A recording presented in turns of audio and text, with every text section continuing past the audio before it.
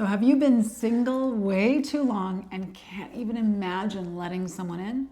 Well, this episode's for you. All right. So again, welcome to our Soul with the Love program today with Dr. Lise and Dr. Andrea. And before we dive into today's spicy, juicy topic, if you're not subscribed yet, hit that button right now. We're building a community of people who are done with surface level love advice and ready for the real stuff. So, okay, let's go. Today's topic might ruffle some feathers. We're talking about what happens when we stay single so long that we forget how to let someone in. And we are exploring the hidden costs of staying single for too long. So, we can talk about what does that mean? Comfort zone, all of these things. Like, actually, both Andrea we've had a lot of experience being single for a long time, so we can talk about this. So what did you find the challenge like? Well, before you continue that, I think it's important for you to say that you're married, happily married. Yes. Because otherwise I'd be like, why are you listening to these two? They're single.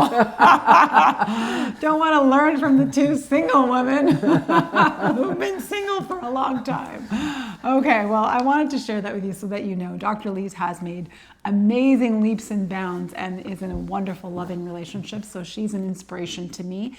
And also because of the fact that, you know, you did find love in a later time, even more inspiration because everyone likes to pigeonhole you and say it's not possible or it's too late or you're too old or many reasons. And it's a lie.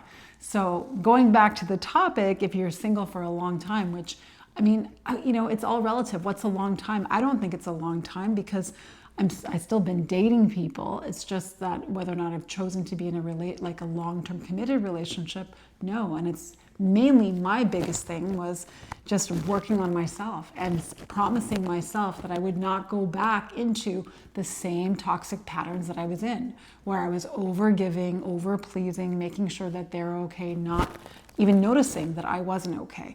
And so for me, that's what I did. It wasn't really, I wasn't trying to control something. I was more like, I know something needs to change. And I know that I have been the constant in all the past relationships.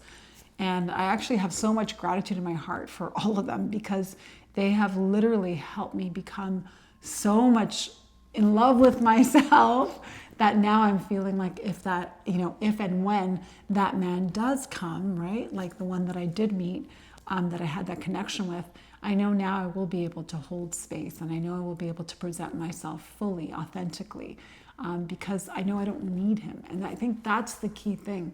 So when you're single for a long time, if you're in that scarcity or that lack and you're still thinking you need a man for something, then you're going to be humbled. But if you're single and you're feeling, no, I've been working on myself, I feel like I love myself, then you're going the right way, right? And I was single for a long time, and I realized part of it was when I was in my mom's womb, I had a twin, and my twin died beside me at 3 months. And it had subconsciously created this such intense desire to find that being that would fulfill me. I had so much writing on this. It was like crazy intense, this thing I had inside of me that I needed to. And I've seen this in use, like when we first start to work on ourselves, at first there's almost a panic if we're single, like we'll never find love. And it's like, it's like a despair that's inside and we don't believe we'll have it, and it creates pain in our lives. And then we do the inner work and go, actually, I know I can have it, and I will have it when it's right for me. Changes the whole experience of being in love. And again, the same thing is when you are in love with yourself, that's when love happens for being with somebody else. I remember I was sitting actually with my girlfriend, and I was saying, I feel him. I know he's coming. I literally could feel my husband coming. And I knew he was not far from here. I could feel it in my heart.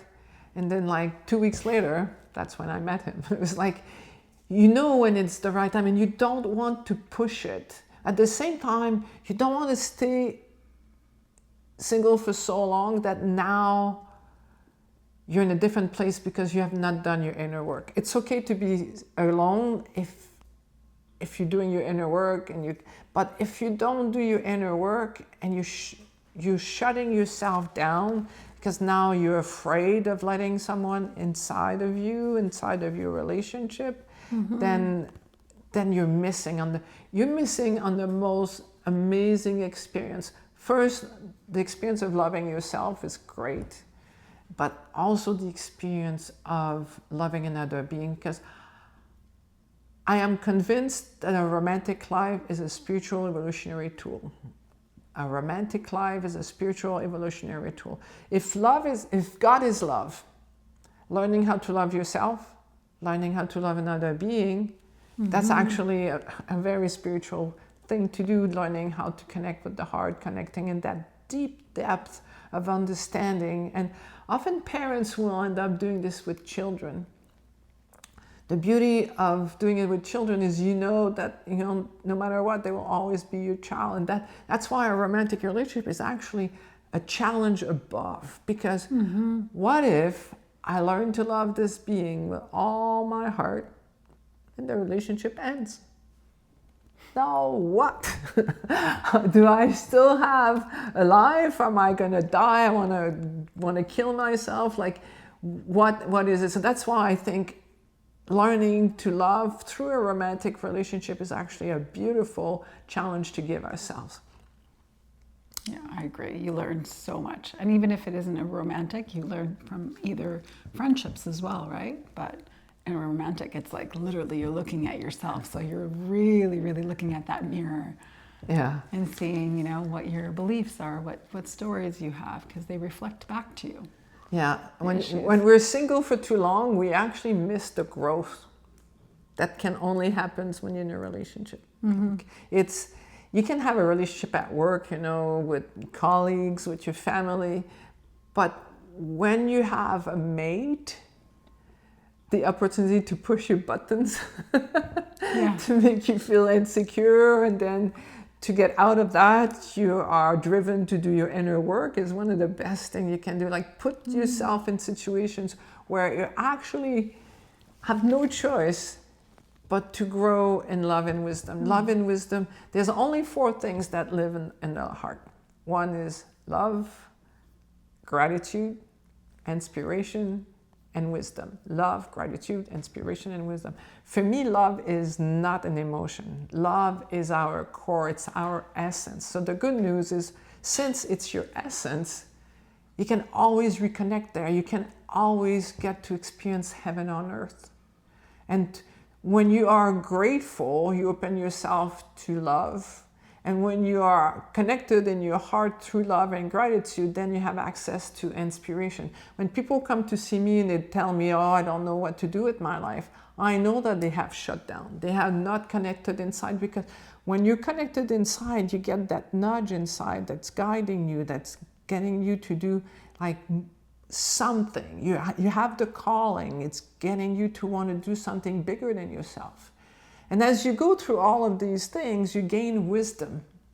If you want to have lots of wisdom, hang around a couple who's been together for 60 years, or someone who's 80 years old, who's still loving and not bitter. They've been through all kinds of challenges, and they've been able to use everything that's happening to their benefits. This is the beauty of being in a relationship. It really helps us it forces us, it becomes a driver. If you want to find true happiness when you're in a relationship, like, you have to remember, like, in the beginning there's the infatuation and everything is fun and hunky-dory, and then after that, after all that settles down, you need to have a commitment. Like, why did we decide to be together? Was it because I wanted you to make me happy, or I wanted you to make me happy, or because we want to grow in love? Really remember that, like, the aim of a relationship is to teach you how to love. So If you want to have it, I guarantee you, you can have true love. But choose someone who also wants to experience true love. Mm-hmm. If you choose someone superficial, who only wants to, have you as a trophy. As a trophy, exactly.